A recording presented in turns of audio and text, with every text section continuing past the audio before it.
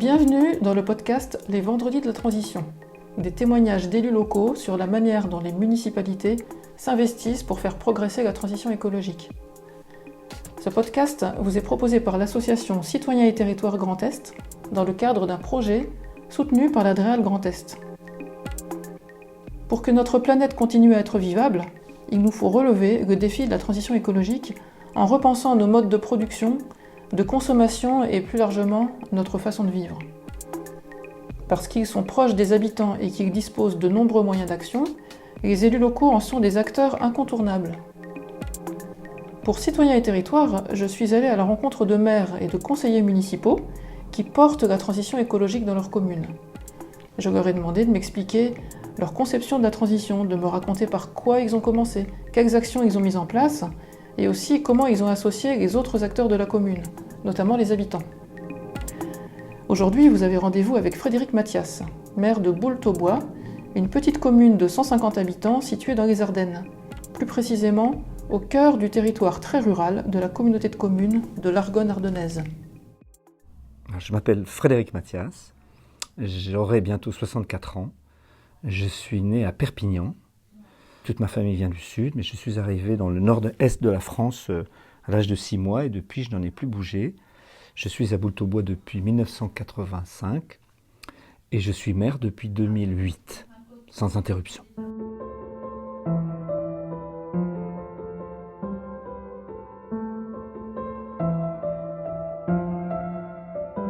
Pour moi, la transition écologique, c'est plusieurs aspects. D'abord, évidemment, un aspect lié au changement climatique. Donc, ça interroge la façon dont on utilise l'énergie, la façon dont on utilise une grande partie des ressources de la planète, l'eau, l'air, bien sûr. Ça concerne aussi la question des autres vivants qui occupent la planète avec nous, c'est-à-dire les plantes, les animaux, donc ce qu'on appelle aujourd'hui de la biodiversité.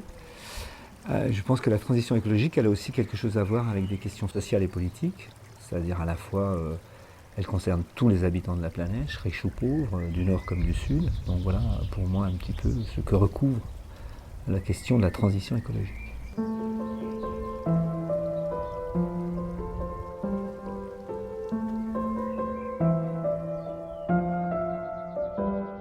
Alors, qu'est-ce qui me motive à m'intéresser à la question de la transition écologique ? C'est pas très simple à savoir. Ce sont des raisons, après tout, et somme toute banales, en fait. J'ai des enfants, j'ai des petits-enfants, donc je me préoccupe aussi de la façon dont elles pourront vivre dans l'avenir, et que je vois bien que le chemin qu'on a suivi, en tout cas pour les pays très industrialisés depuis 150 ans maintenant, ne conduit pas forcément à des conditions de vie tout à fait agréables d'ici 80 ou 100 ans, donc peut-être que c'est ça, voilà. Mais je suis aussi intéressé par les questions sociales, les questions de lien entre les gens, voilà. Donc je pense qu'en fait, mon ressort profond, c'est que je suis naïvement une sorte de rêveur, en fait. J'imagine qu'il est possible de changer le monde, ce qui n'est pas du tout certain, en fait.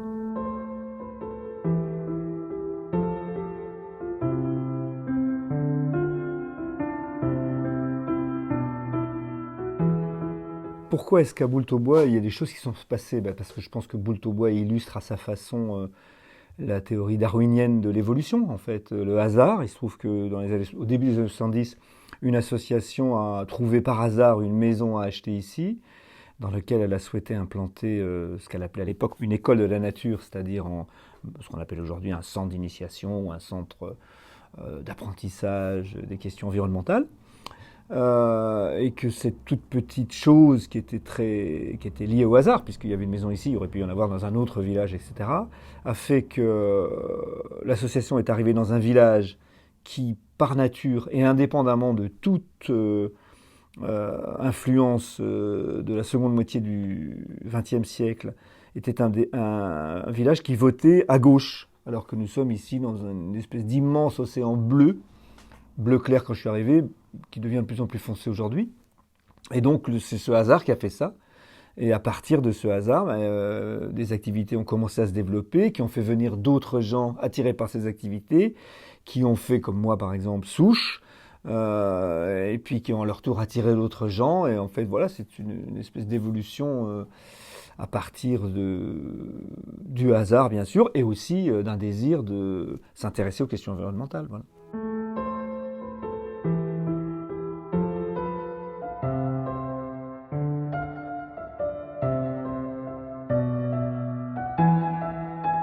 Donc comment est-ce qu'une collectivité, en tout cas la collectivité dont je suis le maire, a pu favoriser l'émergence de projets? Ben, ça repose sur un postulat simple qui est autorisation a priori, contrôle a posteriori. C'est-à-dire qu'on commence par dire oui, et puis après on vérifie si ce oui n'est pas un oui qui finalement aurait dû être un non. Donc toutes les initiatives sont accueillies, à condition évidemment qu'elles respectent les lois de la République, le respect qu'on doit aux personnes, enfin des choses comme ça. Mais je pense que voilà, c'est essentiellement ce qui a fait qu'ici, des initiatives ont pu naître et se développent modestement, puisque nous ne sommes jamais que 150 habitants. Mais voilà, c'est le principe. Voilà, la libre administration de chacun, tempérée par le respect du bien commun.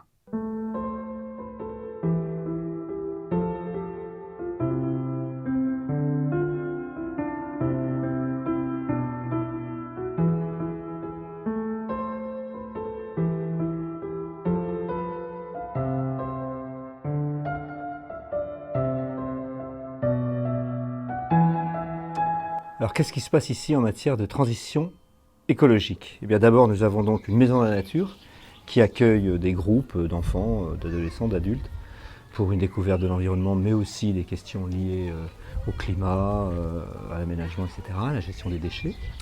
Nous avons aussi un centre d'études et de recherche en écoéthologie, donc là pour le coup qui s'intéresse davantage à la biodiversité, puisqu'il y a plusieurs doctorants ou doctorantes qui sont là en ce moment, dont une travaille par exemple sur l'influence des voies de communication, canaux, autoroutes, sur le déplacement de la faune.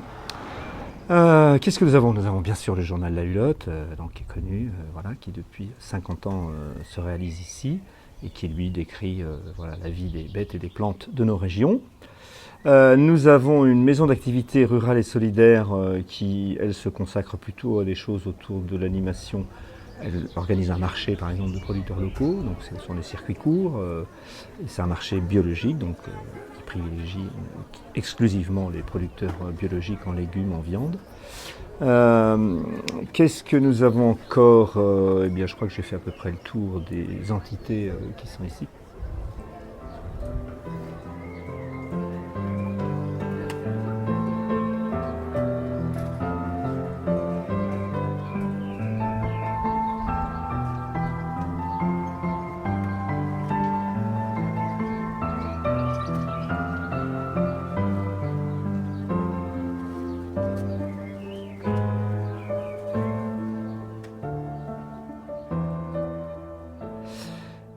Maintenant, la commune, que fait la commune? La commune a quand même très peu de moyens, je vous l'ai dit, on est 150 habitants, on n'a pas de puits de pétrole, on n'a pas de forêt, on n'a pas d'héritage, personne ne nous a rien donné de particulier.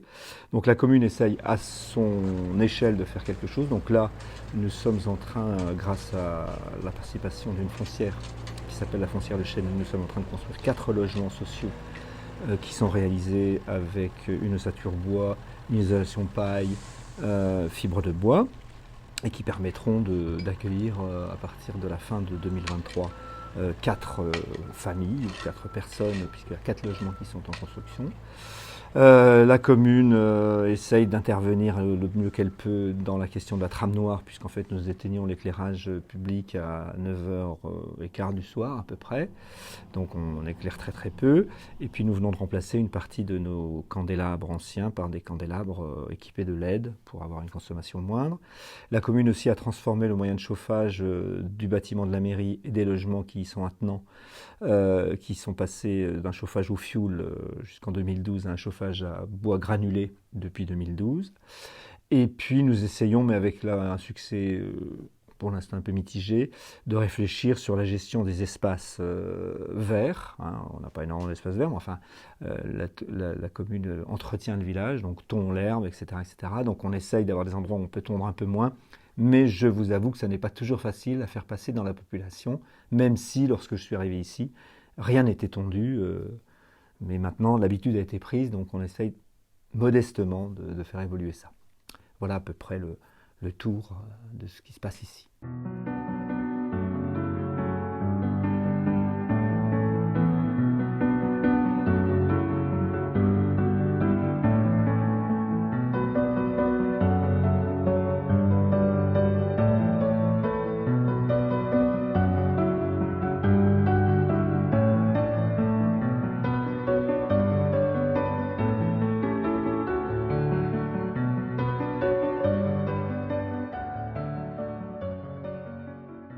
Alors pourquoi est-ce que ça fonctionne à Boulot-Bois? Là, c'est une question extrêmement compliquée à laquelle je serais bien incapable de répondre. Je dirais que ça fonctionne parce qu'il y a des gens qui sont motivés. Alors pourquoi sont-ils motivés? Il faudra leur poser individuellement la question. Parce que globalement, le climat dans le village est plutôt un climat bon. On a plutôt un regard bienveillant sur les expériences. Il n'y a pas de guerre entre la famille A et la famille B. Alors est-ce qu'une voie d'explication serait qu'en fait, quand je suis arrivé, il y avait à peu près 75% d'aborigènes et 25% de néos.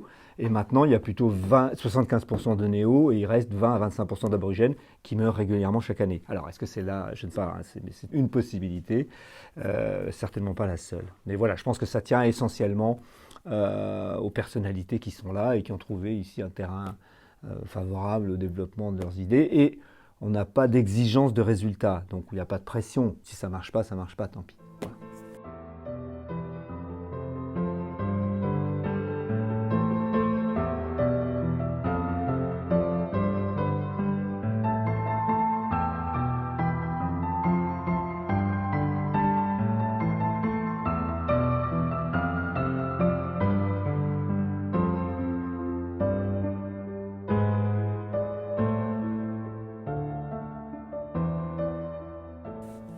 Donc on sait bien que dans les zones rurales, les relations entre les communes et les intercommunalités sont souvent un peu compliquées, parce que les communes se sentent un peu dépossédées, elles craignent à terme de disparaître, ce qui à mon avis n'est pas encore arrivé, et n'arrivera certainement pas demain. Mais je pense qu'en fait on pourrait résumer la question des intercommunalités dans les zones rurales à une question qui se pose pour le pays entier, qui est la question de la centralité et des périphéries. En fait, l'intercommunalité représente une sorte de centralité, donc qui, d'une certaine manière, capte un certain nombre de ressources, d'initiatives, et les communes alentours sont plutôt vécues comme des périphéries, c'est-à-dire qu'elles ont l'impression d'être dépossédées progressivement des choses qu'elles ne faisaient pas nécessairement d'ailleurs. Il y avait très peu de communes qui avaient des politiques culturelles ou en faveur des personnes âgées ou des choses comme ça. Mais il n'empêche que de la même façon que Paris représente une centralité et que la province, ou les territoires comme on dit maintenant, représentent la périphérie, je crois que le phénomène existe en cascade depuis l'échelle nationale jusqu'à l'échelle locale en fait. Donc nous avons plutôt de bonnes relations avec l'intercommunalité. Est-ce que l'intercommunalité a favorisé des choses? Certainement. Lesquelles? Je pense qu'il faudra faire un inventaire à un moment donné de manière froide et raisonnée. Donc il y a effectivement des équipements structurants qui se mettent en place, une piscine, voilà, des choses comme ça. Après, est-ce que ça a une incidence sur la vie des populations? J'avoue que je n'ai pas suffisamment étudié la question pour pouvoir répondre ou positivement ou négativement d'ailleurs.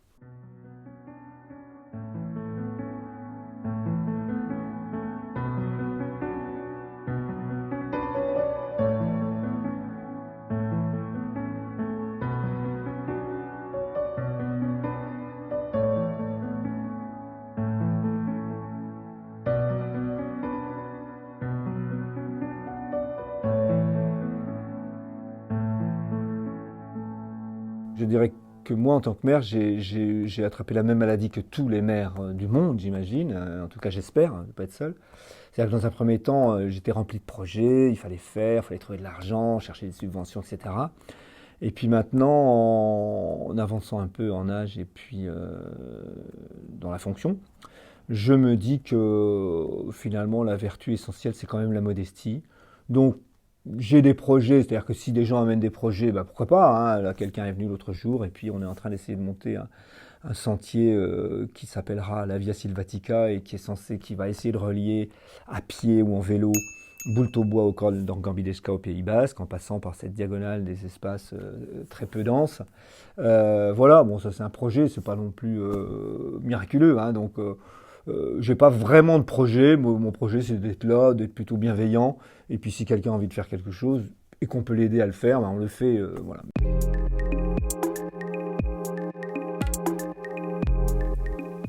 Vous venez d'écouter Les Vendredis de la Transition écologique, un podcast proposé par l'association Citoyens et Territoires Grand Est, conçu et enregistré par Fabienne Anctil, chargée de mission Transition écologique. Le montage a été réalisé par Marion Guéricola, en charge de la communication. Vous pouvez retrouver d'autres épisodes des Vendredis de la Transition écologique sur le site internet de l'association www.citoyenterritoire.fr.